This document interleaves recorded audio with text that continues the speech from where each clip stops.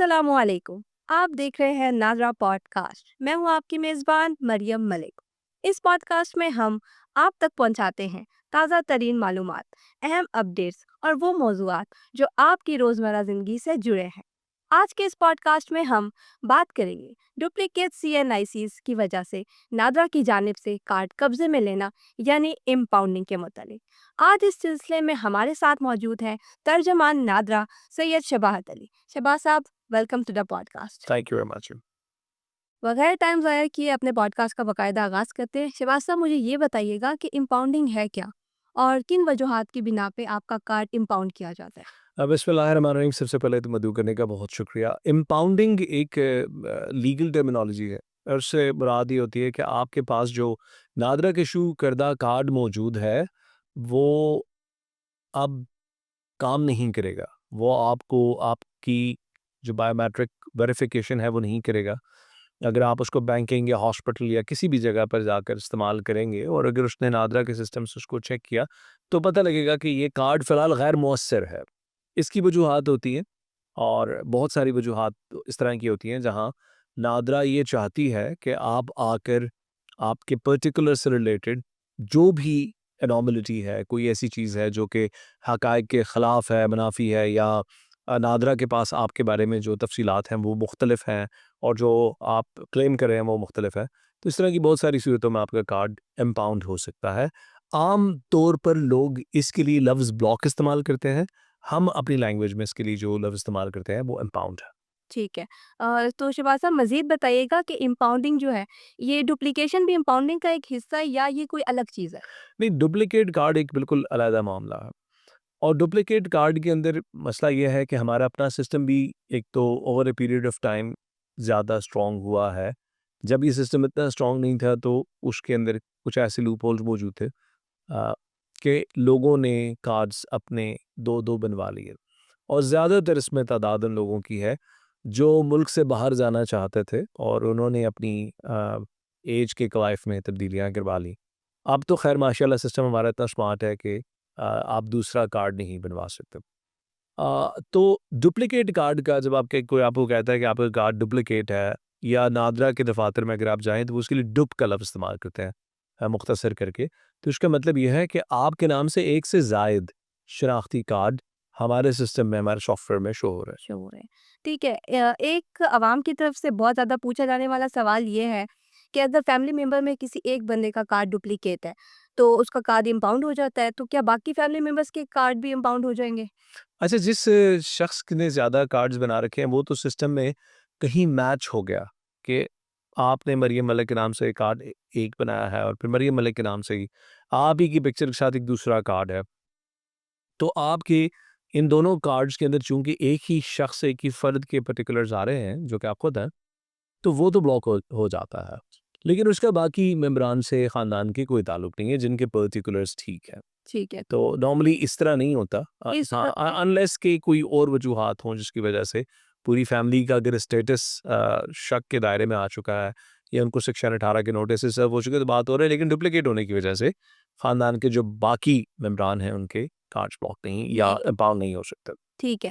अच्छा, थोड़ा कानूनी साइड पे आ जाते हैं। कानूनी क्वेश्चन से रिलेटेड एक ये सवाल है कि अगर किसी फर्द ने अपना जानबूझ के नादरा से गलत इन्फॉर्मेशन शेयर की है, गलत मालूमात शेयर की है, तो उसकी क्या सज़ा है कानून में? देखिए, एक तरफ तो आप ये समझ लीजिएगा कि चूंकि ये नेशनल डेटाबेस है जिसके अंदर आपका रिकॉर्ड जा रहा है और फिर वो सारी ज़िंदगी आपने उस रिकॉर्ड को कैरी करना है और आपकी तमाम तालीमी इसनाद पर, आपके हेल्थ सर्टिफिकेट्स के ऊपर, आपके पासपोर्ट पे जो आप सर्विसेज अवेल करेंगे, उस पे आपकी यही पर्टिकुलर्स, यही कवायफ आपके दर्ज होने हैं। तो इसमें किसी भी किस्म की गलत बयानी का मतलब ये है कि आपने हुकूमत वक़्त के साथ दानिस्ता तौर पर गलत बयानी की है, झूठ बोला। बिल्कुल। तो ये हकीकतन एक जुर्म है। हमारे कानून में इसकी सज़ा भी बड़ी सख्त है। वो अलग बात है कि नादरा ने आज तक इस कानून को उस तरह से इस्तेमाल करने की कोशिश नहीं की। हम कोशिश यही करते हैं कि लोगों के साथ इस मामले में ज़्यादा सख्ती ना की जाए। तो सज़ा देते तो नहीं हैं लेकिन अगर कानून के निगाह से देखें तो काफ़ी सख्त सज़ा है इसकी। ठीक है। तो अब इसके हल की तरफ आ जाती है। इम्पाउंडिंग को क्लियर करने का क्या तरीका होगा? अच्छा, अब जब आप कहते हैं इम्पाउंडिंग, तो मैं इससे पहले ये बताना चाहूँगा कि इम्पाउंडिंग की मुख्तलिफ अक़साम हैं जी। या मुख्तलिफ वजूहात हैं, और हर वजह का फिर एक ज़ाहिर है उसका जो उसका हल है वो फिर उसी हिसाब से है। इम्पाउंडिंग की एक बुनियादी वजह ये हो सकती है कि आपने जो कवायद जमा करा रखे हैं नादरा के रिकॉर्ड में, हकीकत उससे मुख्तलिफ है या नादरा के पास उससे मुख्तलिफ एविडेंस मौजूद है, या जो आपने कवायद जमा कराए हैं वो हकीकत के बरखिलाफ है। ठीक है। सो इस सूरत में आपको सेक्शन 18 का एक नोटिस सर्व किया जाता है, और उसके बाद अगर आप हाजिर होकर अपनी वो इबहाम को दूर करने में कामयाब हो जाते हैं, डॉक्यूमेंट्स के अंदर जो करेक्शन है वो करवा लेते हैं या अपने इजाफी सबूत दे देते हैं, तो आपकी इम्पाउंडिंग क्लियर हो जाती है।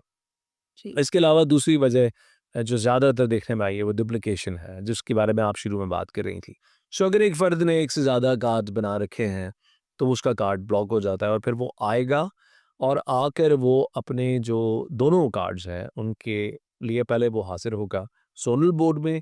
उसका जो कार्ड ब्लॉक है वो अनब्लॉक होगा, फिर उनमें से जिस कार्ड के बारे में पर्टिकुलर्स के वो सबूत फ़राहम कर सकता है, और उसके दिए हुए सबूत को बोर्ड एसरे नो जायज़ा लेगा।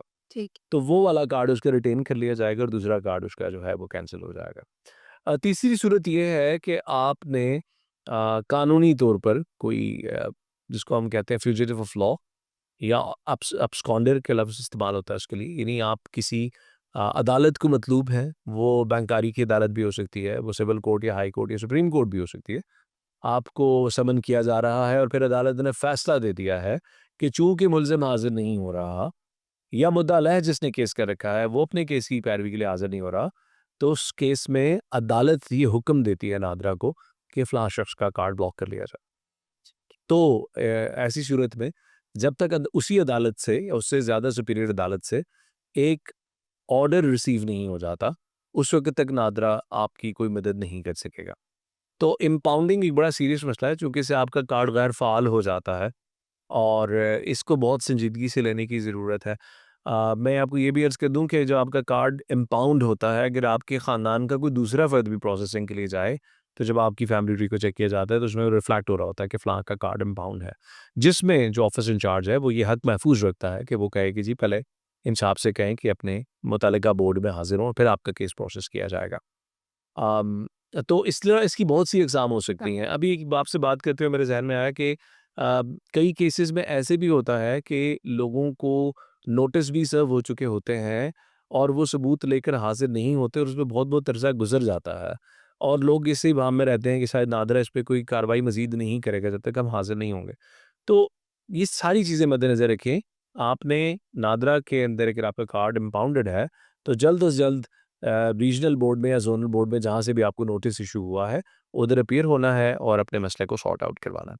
ठीक है, शहबाज़ साहब, जैसा कि आपने कहा कि इम्पाउंडिंग एक बहुत मुश्किल मसला है।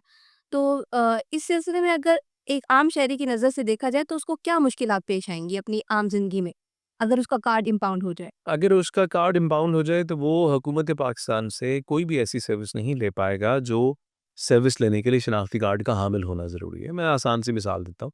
एक शख्स को इमरजेंसी में अस्पताल ले जाया जाता है, और गवर्नमेंट हॉस्पिटल है, उसमें उसको एडमिट करना है, तो वहाँ उसके पास शनाख्ती कार्ड होना ज़रूरी है।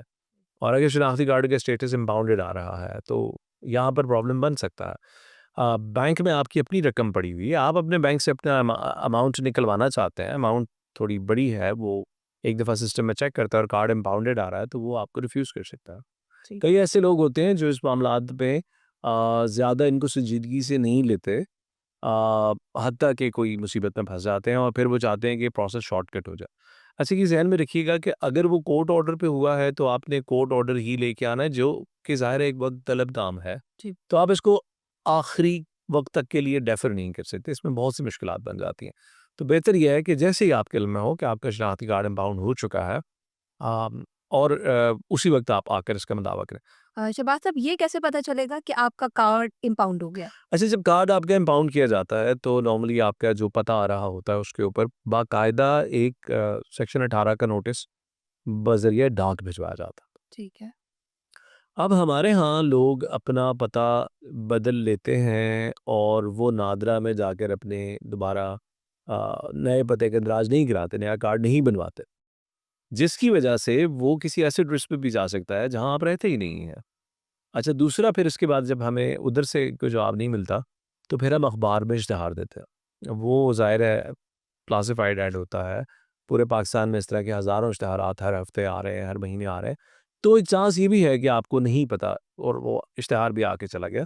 लिहाज़ा ज़रूरी है कि आप बराए मेहरबानी अपने पर्टिकुलर्स, यानी वो चाहे आपके जो पते में तब्दीली है या ख़ानदान में किसी फ़र्द का इज़ाफ़ा, कोई भी पर्टिकुलर्स में चेंज है, उसको ज़रूर नादरा के रिकॉर्ड में अपडेट रखें। पॉडकास्ट के एंड पे आप क्या पैगाम देना चाहेंगे आवाम को ताकि ऐसे केसेस से बचा जा सके? मैं जी ये पैगाम देना चाहूँगा कि एक तो जब आप अपना नादरा के रिकॉर्ड को आपने अपडेट करना है, तो उसमें कभी भी हक़ाइक़ से बरख़िलाफ़ चीज़ ना लिखें। कोशिश ना करें कि बच्चों की एज गलत दर्ज करवाई जाए। अपना पता वही रखें जो आपका पता है और अपने पर्टिकुलर्स बिल्कुल ठीक-ठाक रखें और ख़ानदान में होने वाली कोई भी तब्दीली, शादी हुई है, खुदा न ख़्वास्ता तलाक हुई है, किसी बच्चे की पैदाइश हुई या खुदा न ख़्वास्ता किसी की वफ़ात हुई, इन तमाम चीज़ों का अंदराज नादरा के रिकॉर्ड में बर वक़्त रखें और ख़ुद को तकलीफ़ से बचाएँ।